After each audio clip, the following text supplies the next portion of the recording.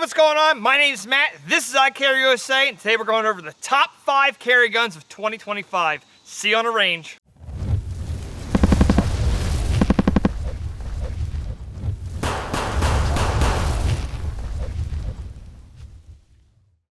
All right, if you were living in the year 2025, you were living in the golden age of carry guns. They are all over the place. There's so many different manufacturers making carry guns that they're everywhere, okay? So to bring you the top 5, in my opinion, is tricky because I don't have access to all the carry guns out there. So this is just my top 5, my opinion, and we're gonna start with the smallest caliber, a 380.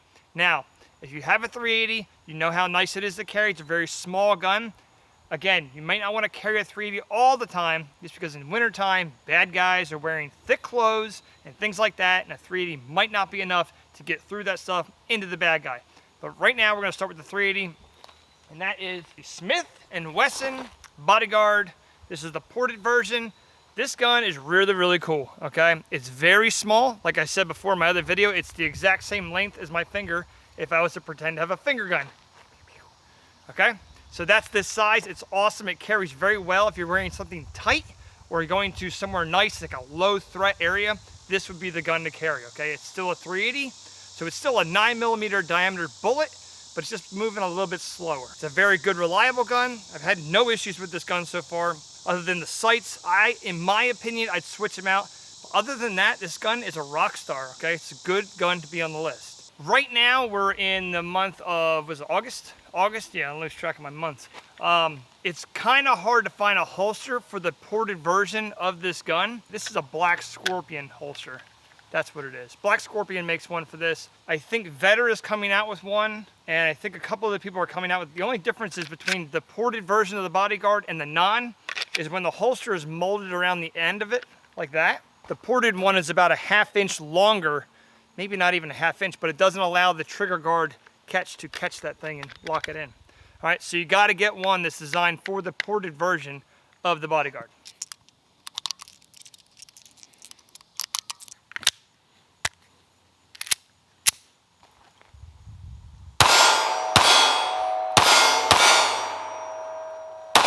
Oh my God. All right, I will say, I've shot this gun quite a bit, and it does shoot a little left, but it's not the gun, I promise. It's just, the gun is so small. The gun is so small that when you're gripping the gun with both hands, it tends to flex with your grip. And I've been working on it with this gun, but it is kind of tricky. You really have to like loosen your grip up completely. And just press the trigger straight back. If you press this trigger straight back instead of like kind of like, what's the word, muscle it, it does shoot perfectly straight, I promise. All right, because the gun is so small, we're gonna try to do a couple of quick draws on it, see how fast you can get it out. It isn't terrible. It's just, it's such a small gun, it's hard to index and get on target.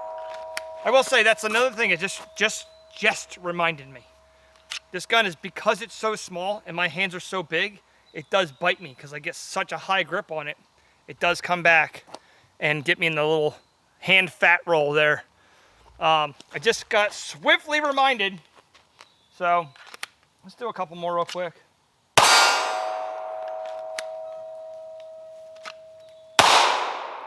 All right. Oh, got me again. All right. Yeah, it's just, if you have larger hands, this gun is going to be you got to practice a lot with it. Yeah. Again, for a 380 on the top 5, this fits the bill. It really does. For me in general, I don't carry this gun. This is my wife's gun. I don't carry this gun, but it does fit the top 5, so check it out. On the list for number 4 is the Smith & Wesson Shield Plus, okay?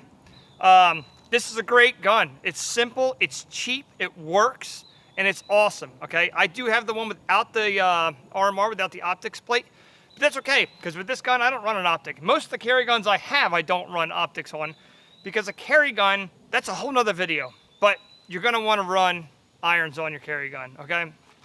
Optics if you want, just practice with it a lot, but most of the time, if it does have an option without, I'm still gonna buy it. It's still worth it, okay? So this is the Smith & Wesson M&P Shield Plus, okay? It's a very basic gun. The only thing I do want to switch on this gun is the rear sight. It has that ramp on there. Not my favorite, because then if you're ever one-handed, you can't rack that slide. It doesn't give you any traction to rack the slide, okay? So I recommend changing that out, but overall, this is a very, very reliable gun. It shoots every time. I've never had an issue, all right? Let's go to the range and let's shoot it. 9mm. One of the best cartridges out there. Quality.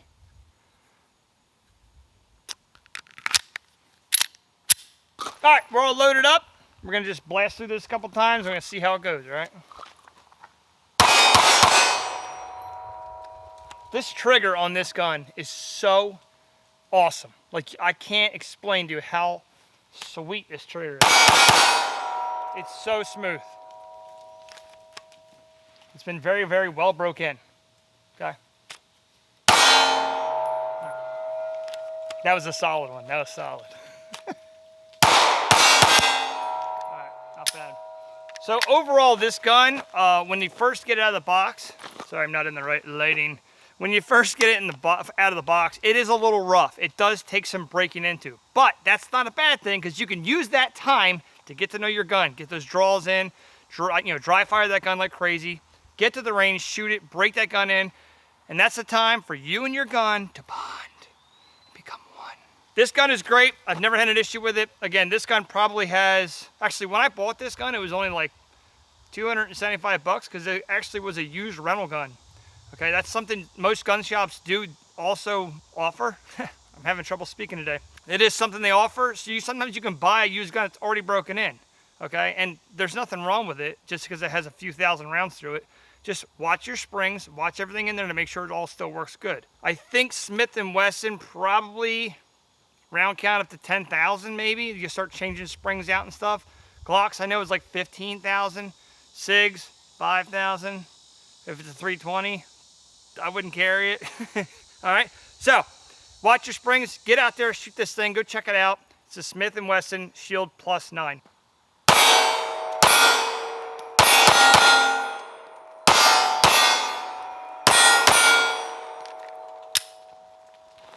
I love this thing. All right, number 3 on the list, okay? Number 3 on the list is the Sig 365. Yes, this is on the list. It is a good carry gun. It's very small, it's very skinny, tight, everything you need for a carry gun, okay? You can have it 9mm and 380, okay? So that's kind of cool, whatever you want to do. If you're a female or maybe someone that's, how do I say this politically correct? Scared of recoil? I don't know. If you're one of these people, then yes, maybe get a 380 version of the 365, okay? Yes, there's a lot of heat right now in the internet about the Sig company in general and their 320s going off or not going off or whatever. This has never had that problem, okay? So this is made a little bit, I guess, differently. I have to really break them down. But there's never been an instance where this has went off in a holster. So I would say, take my word for it, but I would say that this would be safe to carry, everyday carry. And there's thousands of people, probably millions of people that do carry the Sig 365 every day and never have a problem. So, with that being said, the way this gun works, ergonomics, the way it handles everything on it, it's a very good handling gun. The only thing I don't like about this gun is when you're gripping a gun, okay, you want both hands to have some kind of control in the gun. This gun is actually so small that there's not enough real estate here on the handle for me to get that second grip. That's why I don't really carry it on an everyday basis. I like to have that little bit of extra grip for my support hand to be on the gun. But if you have small hands, this is the gun for you.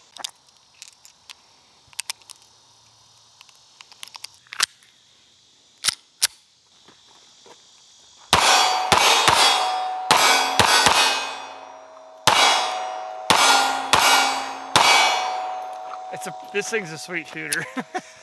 All right, even though I don't carry one of these, this is a very sweet shooting gun, okay? It's got a great trigger, it's got a great reset. The sights on it are great. Yes, this is a Siley Optics that we beat the ever-living crap out of in another video. Check that out. But overall, this is a very good working gun, okay?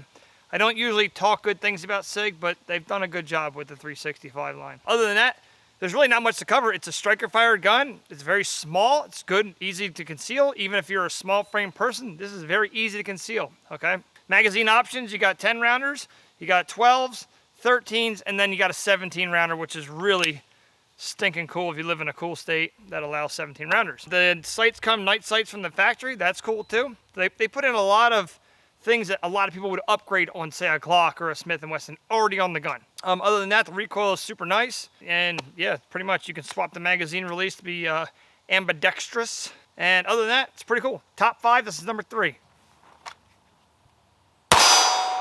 See, that's my one gripe with really small guns. They hide good, but they're hard to grab a hold of in like a fast pace. Whew. I'm trying to find your red dot.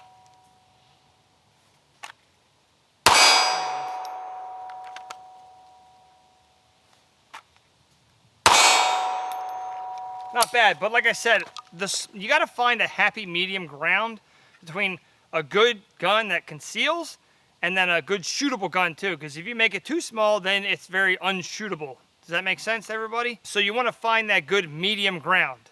And I'm pretty sure that's coming up. Number 2 on the list, and I know a lot of people are going to hate me for this, but Glock 43X. This is my number 2 choice. This is, like I just seen in other videos, this is my favorite gun, okay? One of my very favorite guns.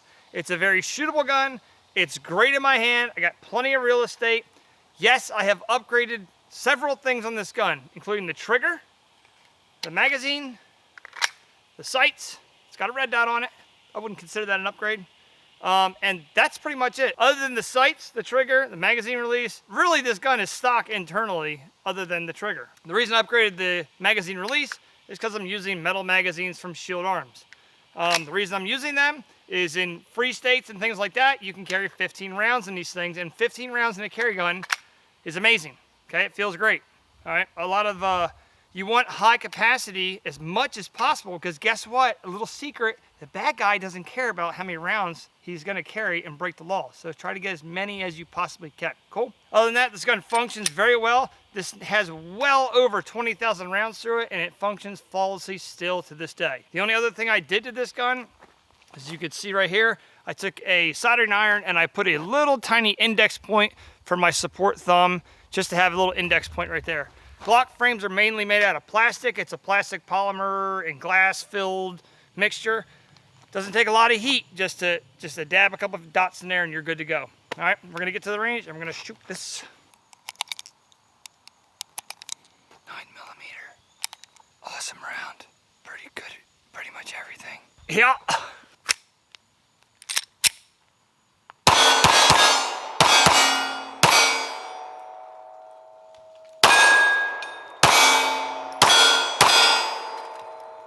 All right, I have never had a single problem with these magazines. These guys make quality stuff, and they're only like 20 bucks compared to a Sig mag that's $56. Why, Sig? Why is it $56? And why are there some made in Italy and some made in the US? I think it's Italy, right? Shield Arms mags, these things rock, dude. If I could give them a shout out, these things are awesome. I've never had an issue. All right. Gun functions flawlessly. It's very, very shootable. It's got a great grip on it. But that is the downside to this gun, I will say. This is why this is number 2. Because this grip is so long that no matter what I wear, it's going to print. No matter if I have a giant claw in this holster or what, it prints no matter what. Now, sometimes I'm okay with it, but that's why this is my wintertime gun. If I'm wearing a hoodie or maybe 2 shirts, a jacket, you're never going to see that thing. So this is why the Glock 43X has become my wintertime gun. That's why it's not number 1. All right, we're gonna get to it. We're gonna shoot some more. Can you print that already? Just print the damn thing. All right, here we go.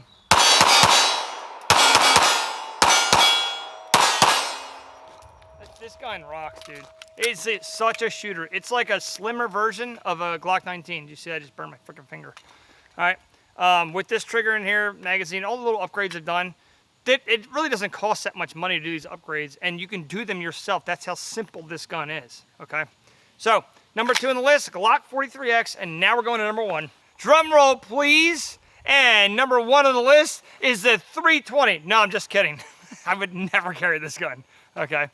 The number 1 gun on the list, this is my opinion only, is the Glock 43, not the X. So just the Glock 43.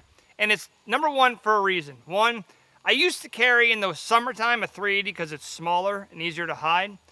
But then I learned about the 43, not learned about it, I knew it was there, but then I tried out the 43, and now I can carry a 9mm all throughout the year, and this gun hides perfectly. And the best part about it is it uses my Glock 43X holsters. Now I don't have to buy another holster. Now also, you can swap out the slides on these. So if I want a red dot on here, I just swap the slides on my 43X and the 43. That makes things very convenient. You can swap out barrels, you could swap out recoil springs, whatever it is, you always have a backup gun. So if you marry up your number 1 with a number 2, Glock 43X and a Glock 43, now you have a lot of options. So if you're at the range one day and you break something, say you break a recoil spring or say your sight falls off, just boom, boom, until you order it and buy it, get another one. Let's see, the only thing I've done to this is the trigger and a mag release. That's it. Okay, and I put the Shield Arms mag release in because I do have Shield Arms mags for this gun also. They make 9 rounders, which I know 9 rounds in a carry gun nowadays is like, oh, it only holds 9 rounds. Okay, 9 rounds is still pretty good in a carry gun. This is a stock mag. It still works with the same mag release, so you can use plastic stock mags and the Shield Arms mags with the metal mag release. It works perfectly fine. I put different sights on this gun, so I have green in the back, red in the front. It's good for quick sight acquisition. Whatever, dude. Okay, I didn't go to college. The trigger in here is an Apex trigger. It's very clean, very crisp, and not crazy light, but it's right there. Reset on it is very quick. I'd say it's very short reset, but it's not unsafe short. Okay, it's very good. All right, so now we're gonna get to the range and we're gonna shoot this thing. Glock mag, plastic. That's okay. Oh, what am I doing? It's in my waistband. What am I doing? That's not over there. It's here. Same holster as the Glock 43X. They go in and out of the same holster, which is awesome.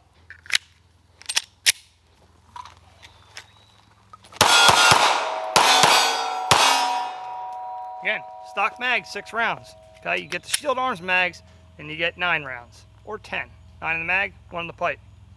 I can't believe I didn't load this. All right, so compared to the smaller Bodyguard and the Sig, this has enough real estate on the gun itself to grip down a good solid grip and come out. Okay, it's just enough to get it there, all right? The cool thing about Glock mags is you can buy one of these extended pieces, and this would be your backup mag, and this is now gonna hold 8 rounds. So now, if you're ever in a situation where you need a backup magazine, like a really bad situation, now you got that full grip just like the 43X, and you got a bigger magazine for a high stress, grabbing the big thing possible, right? The big thing. All right, so you got that full grip, now you can go back to work.